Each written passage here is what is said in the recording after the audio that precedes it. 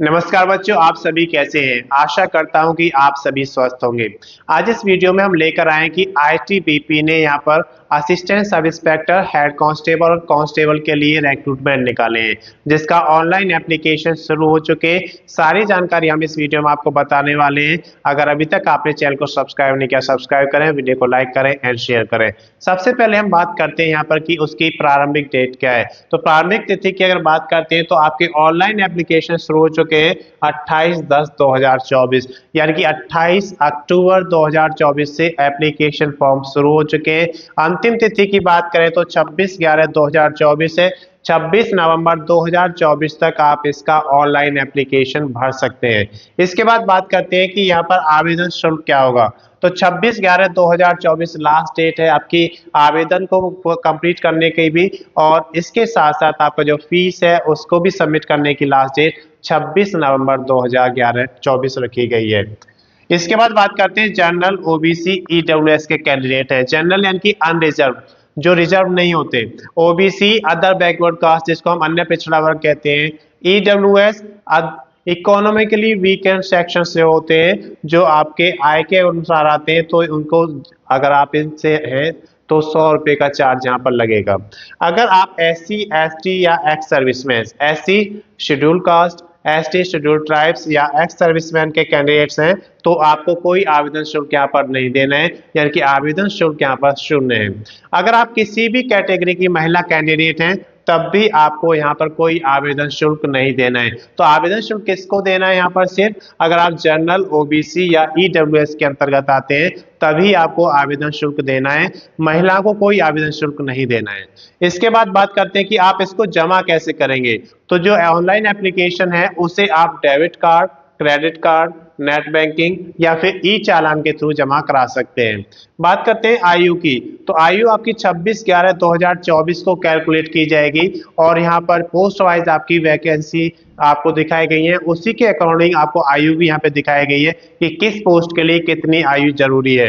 तो एएसआई यानी कि असिस्टेंट सब इंस्पेक्टर की बात करें तो 20 वर्ष से 28 वर्ष तक रखा गया है, यानी कि आपकी जो आयु है कम से कम 20 वर्ष होनी चाहिए और अधिकतम 28 वर्ष होनी चाहिए। अगर आप हेड कांस्टेबल का फिल करना चाहते हैं तो 18 से 25 वर्ष तक होना चाहिए, यानी कि आपकी मिनिमम जो एज है वो 18 वर्ष होनी चाहिए और मैक्सिमम आपकी 25 वर्ष होनी चाहिए। अगर आप कांस्टेबल का फॉर्म फिल करना चाहते हैं तो 18 से 25 वर्ष तक, यानी कि कम से कम 18 वर्ष और अधिकतम यहाँ भी 25 वर्ष रखा गया है। छूट की अगर बात करते हैं तो अगर आप किसी रिजर्व कैटेगरी में आते हैं तो जो भी आईटीबीपी के नियम के अनुसार छूट आपको दी जाती है वो छूट इसमें प्रोवाइड की जाएगी। इसके बाद बात करते हैं कि योग्यता। तो योग्यता यहाँ पर 10th, 12th और डिप्लोमा। अगर आपने 10th पास किया है तब भी आपको यहाँ पर मौका मिल रहा है। तो आप देखिए कुल पदों की संख्या 20 दी गई है, जो कि ऑल इंडिया भर्ती है। तो 20 पदों में से किस पोस्ट पर कितने पद हैं वो सारा कुछ आप यहाँ पर देख सकते हैं। एएसआई यानी कि असिस्टेंट सब इंस्पेक्टर के कुल 12 पद है, तो 20 में से 12 पद एएसआई के यहाँ पर हैं। अब उनको भी अलग अलग तरीके से यहाँ पर दिखाया गया है कि लैब टेक्नीशियन है तो 7 वैकेंसी है, जिसमें आपसे 12th PCB, physics, chemistry, biology है, क्योंकि आपके पास 12th में बायोलॉजी होना जरूरी है, प्लस डिप्लोमा किसमें? लैब टेक्नीशियन का डिप्लोमा भी आपके पास होना चाहिए, तो आप इसके लिए एलिजिबल हो जाएंगे। अगर रेडियोग्राफर की बात करते हैं तो रेडियोग्राफर के लिए आपके पास 12th होना चाहिए फिजिक्स, केमिस्ट्री, बायोलॉजी के साथ, प्लस रेडियोग्राफर में आपके पास डिप्लोमा भी होना चाहिए। तो इसकी यहाँ पर 3 वैकेंसी हैं। ओटी टेक्नीशियन की बात करें तो 12th पास होना चाहिए किसी भी स्ट्रीम से, और इसमें आपके पास ओटी टेक्नीशियन का डिप्लोमा होना चाहिए और इसकी 1 वैकेंसी यहाँ पे दी गई है। अगर आप फिजियोथेरेपिस्ट की बात करते हैं तो 12th पास होना चाहिए किसी भी डिसिप्लिन से और फिजियोथेरेपिस्ट का डिप्लोमा होना चाहिए और इसकी 1 वैकेंसी दी गई है। इसके बाद बात करते हैं हेड कांस्टेबल। हेड कांस्टेबल की सिर्फ 1 वैकेंसी यहाँ पे दी गई है, जिसमें आपके पास 12th पास होना चाहिए और उसका सर्टिफिकेट आपका होना चाहिए, जिसके लिए पोस्ट यहाँ पर दी गई है।